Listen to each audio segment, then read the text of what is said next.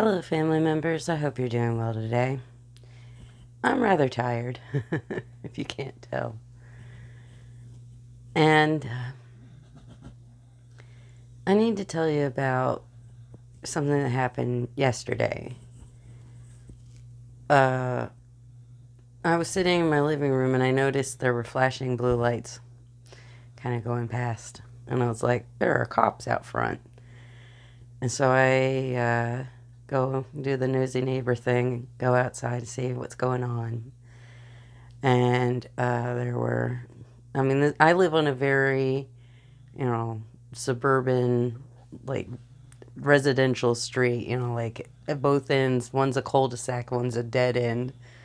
And, you know, it's not exactly a highway or anything here.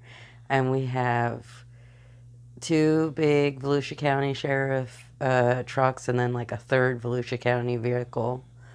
And I was like, oh, Shiza, what in the world is going on here? And I kind of poke my head in and out and just kind of keep an eye on things. It doesn't seem like it's a, hey, I might need to intervene kind of situation. It seems like the cops are actually doing what you'd want them to do. They seemed like they were patiently listening to both sides of the parties. I never saw the other side, but I saw a young man standing by his car talking about an altercation he had had with, I guess, a former friend, someone that he had been living with, who he had gotten in a fight with, and in leaving quickly, trying to make sure that none of his I'm sure limited worldly possessions were taken from him in this altercation. He drove off in his car and hit a mailbox. And so I don't know if that's what drew in the cops or what. I never saw anyone else that the cops were talking to, just this one young man. Because he was at one end of the whole scene, which was near the edge of my driveway. And I went out there and I noticed that he had been talking to the cops and he was kind of standing off by himself. And I said, are you okay? Can I get you a drink of water or something? Gatorade? And he said that he would really like that. And so I dashed my little butt inside and got him a drink. And before I could get back, the cops came and they interviewed him. And so I just waited by my mailbox while they interviewed him, so that I could give the kid the water. And after they kind of got done interviewing him, he's like, hey, can I go get that water from that lady there? And they're like, what? And they didn't know what I was doing, right? And I gave him the water and I said to him, young man, your community cares about you. But I know from what I overheard that he was a homeless, like a kid without home. He was staying with a friend and now he couldn't stay there anymore. Where was he going to go? He didn't know. And I didn't have any answers for him. And I told him, you see my house here. If you ever need something to eat or drink, you can stop by. But I could tell that he was just feeling so isolated and lost. And I don't know much about him. I don't even know how old he was, his name, anything. I don't know anything about him, but my heart breaks for that young man. Probably like a teenager. Maybe 18, maybe not, but our society is so cruel. His story is so ubiquitous. There's so many kids like that. I'm sorry.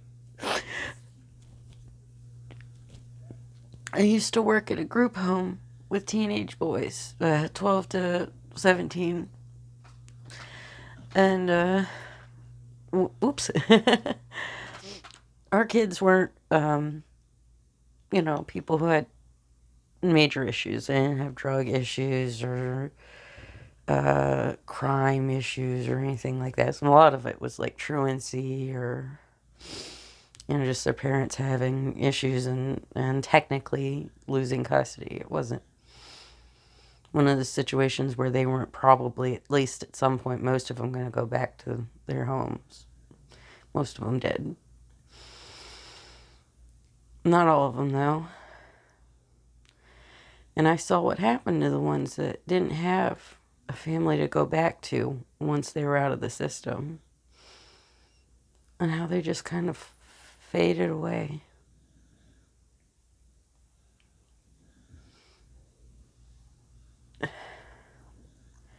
How can we be so cruel? Foster kids, kids who grow up in bad situations, mostly because of poverty. We could solve so many of their problems, make their lives completely different. Give them the American dream if we wanted to. We could afford to easily, and we don't do it. People have frozen in the streets repeatedly over the last few weeks. They don't have homes. They don't have anywhere to go. They just freeze to death in America.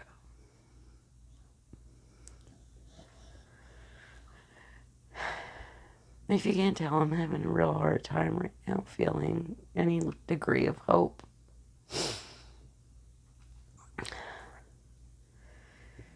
The Epstein files have become such a daily source of heartbreak over and over again as more probable horrific crimes are squirreled out of these millions of documents. And we know we'll never get justice. Most of these incidents will never be investigated, have never been investigated, and they'll never be adjudicated. We'll never really be able to say the truth. It'll all just be allegations. And people will forget.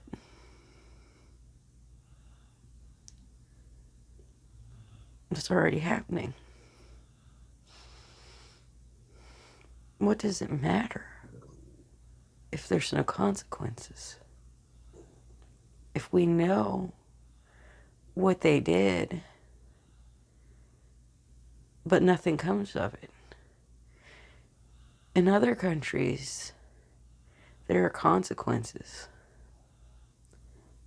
In this country, we have no law. We have no hope for justice.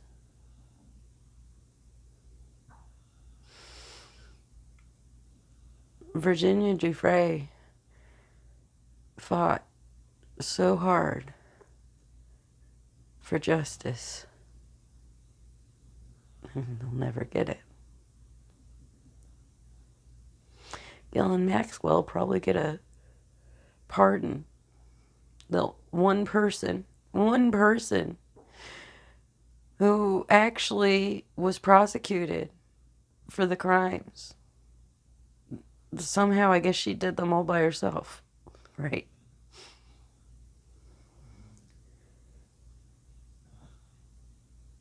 Even the consequences that there have been will be erased. Just like they did with Jan 6.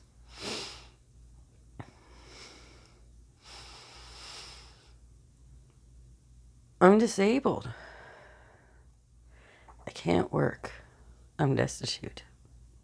I live on the largesse of my family, the generosity of my parents.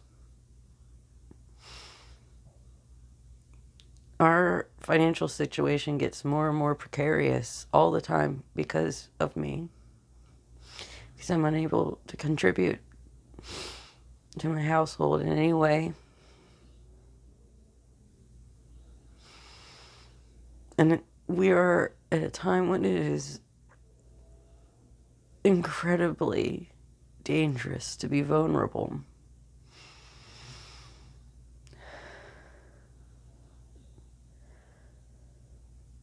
I don't have the answers for how we get through times like this. I don't think there are easy ones. I think there's just going to be times when you feel stuck. Sometimes all you can do is survive. You can't thrive. And that's got to be okay.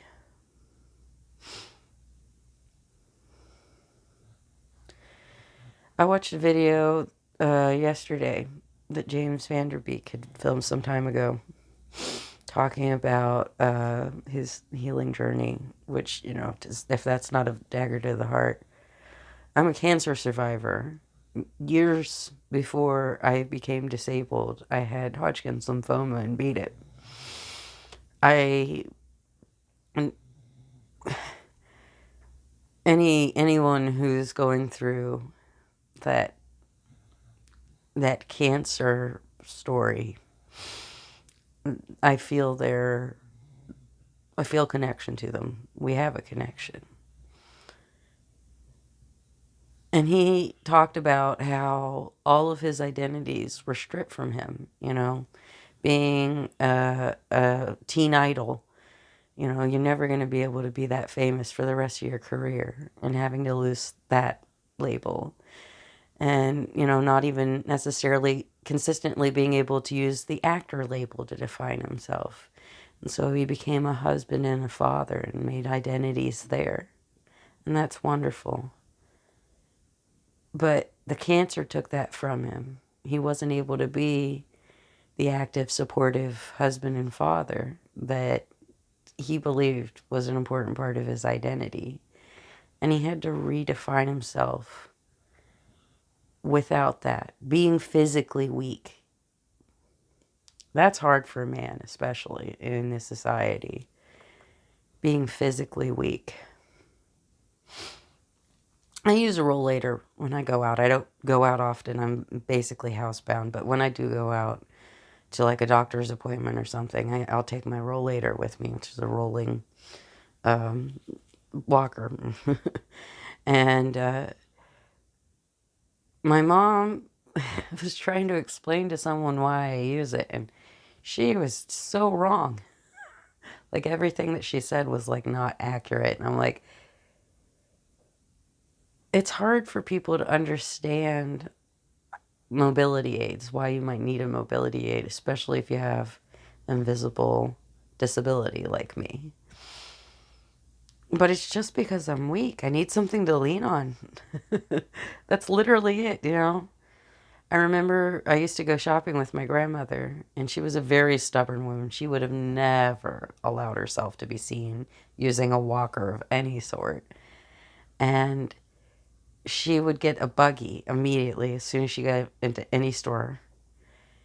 And she was just using it like a rollator, like a walker, the same way that I was. I just bring my own, and it's a little more sanitary, right? And mine has a little, like, a basket so I can put my stuff in it, and I don't have to carry it, which is nice.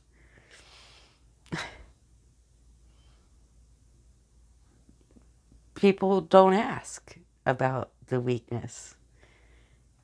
I don't know if anybody's ever asked me why I use the rollator like that, They might be like, why are you using it? But they never like, what is the actual like reason? What they want to know is like, what is my disability? I have to be like, well, I have this chronic illness. If I feel like explaining myself, which, I don't know why strangers expect that of disabled people, but they do. So yeah, it must have been really hard for James Vanderbeek to deal with the physical weakness. He even mentioned not being able to, like, do the maintenance around the house, you know, which my dad had a heart attack last year, and he still insists on like mowing the lawn, although it's winter and it's a dry season. He doesn't really have to mow the lawn here so much, but he has mowed the lawn multiple times since he got here in November. You know, when he was still just recovering from having two stents put in coronary artery. Like, it's pretty major stuff. And, you know, he's so stubborn. He's like, that's my job. I maintain the yard. You're not paying for the lawn guy to come when I'm here. You know, like, it's that simple. But, you know, that's sort of the cultural thing that men deal with, is this expectation that they are going to, like, maintain their grounds or whatever. And I'm so glad that he took the time to explain that to people. You know, I think it's good for a man to be that self-reflective and open and honest. That's the thing, you get moments like that that give you some level of hope. You're like, well, here, you know, this looks like a man who is sharing good messages and has genuine friendships. And then you learn that his family had to have a GoFundMe. They spent the, you know, last bit of his life worrying about the finances. We let a man who we supposedly treasured as a cultural icon, you know, the I don't want your life guy, you know, the Dawson, come on. Even he, someone who you would assume is privileged.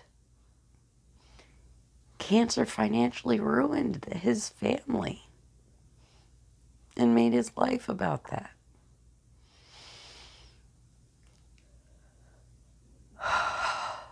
And this is our country.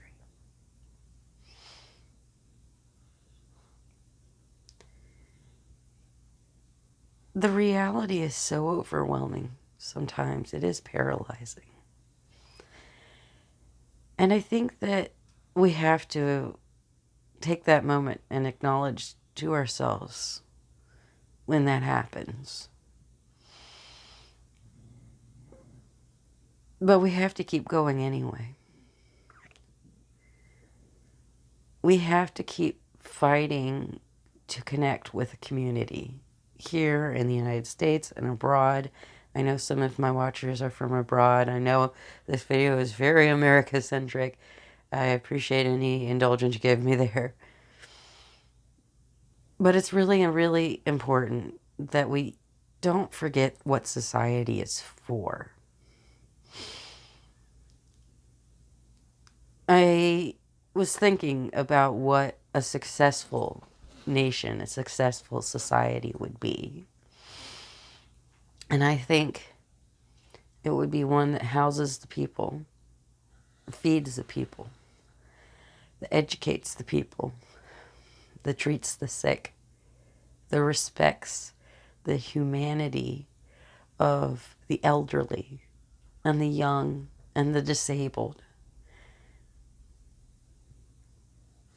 that gives us the support and the accommodation that we need, that values us as a society.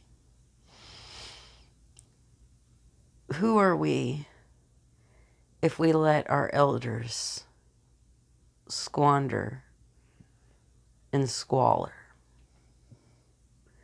Who are we if we let our children become lost? Who are we if we ignore and denigrate the homeless? Who are we if we forget that we all could be disabled tomorrow and that everyone deserves dignity and the ability to live their life and be part of their community? What is society for if it's not for lifting everyone up? Together we rise. We build. Society is better when people cooperate, when they create together.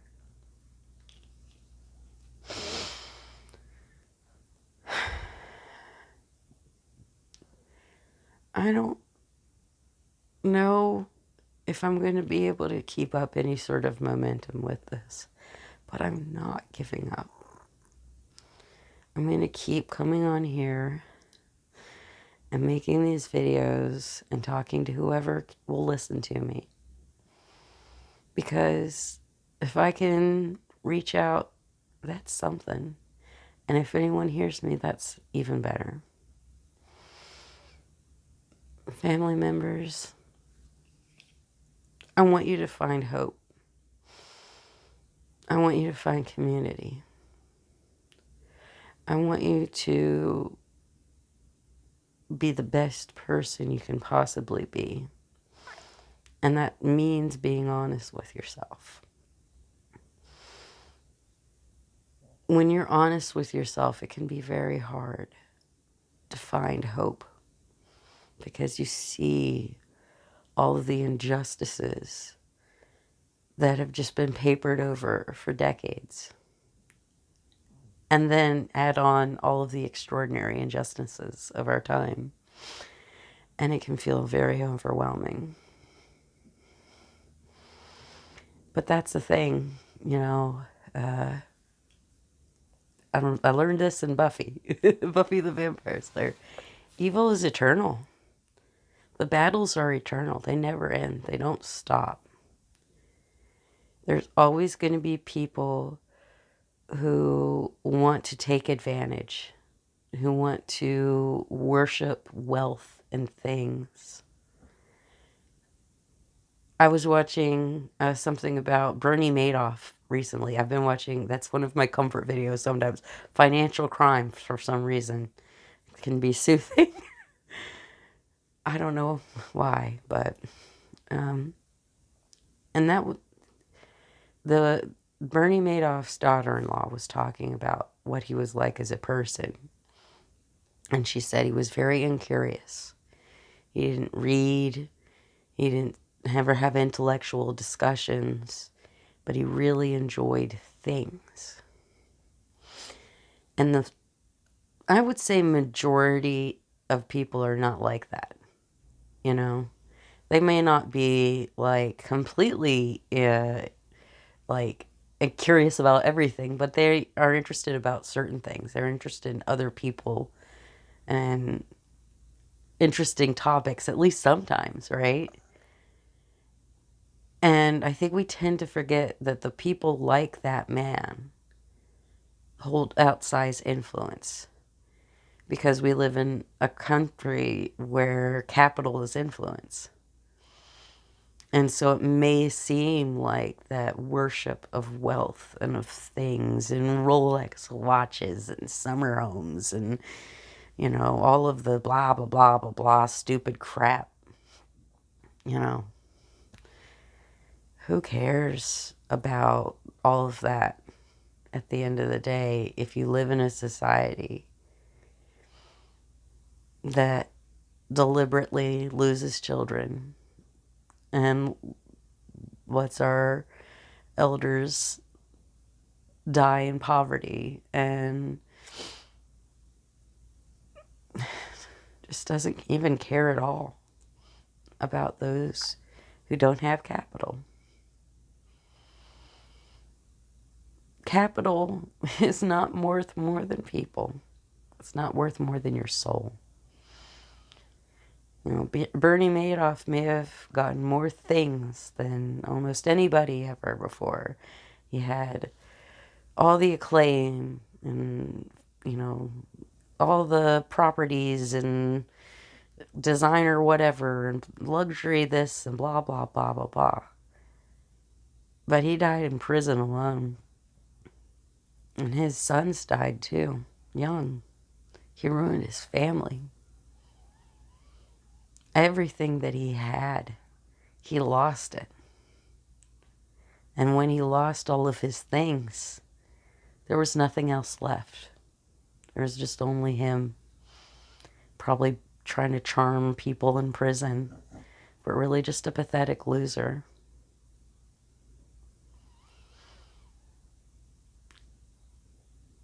we need to stop worshiping people like him. We need to stop giving people like Jeffrey Epstein the opportunity to do what he did. You know, the thing that people don't seem to get about Jeffrey Epstein was that he wanted to draw people into his crimes. He was going out of his way to reach out to rich and influential people and drawing them into dubious situations that he could then later use to leverage them in some way, either by making them feel like they were on the same side as Jeffrey, and so they would participate in whatever cover-ups that he wants, or if they weren't willing participants, he had active blackmail material. He was going out of his way to draw these people in, and he was so successful because these people who worship wealth have no soul. They gave their soul away when they started hoarding more wealth than they could ever possibly use while people freeze in the street.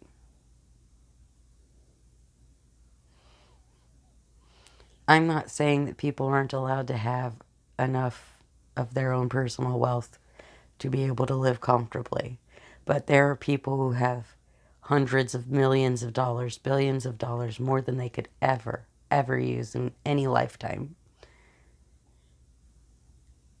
And they're okay with that. I wouldn't be okay with that.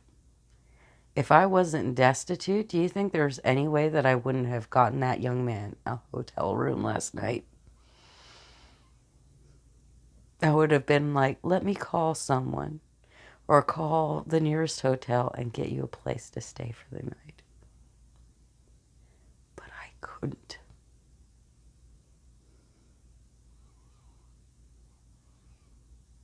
And there are people who have more money than they know what to do with, who wouldn't even have thought to do that. And they're the people that we're letting run society.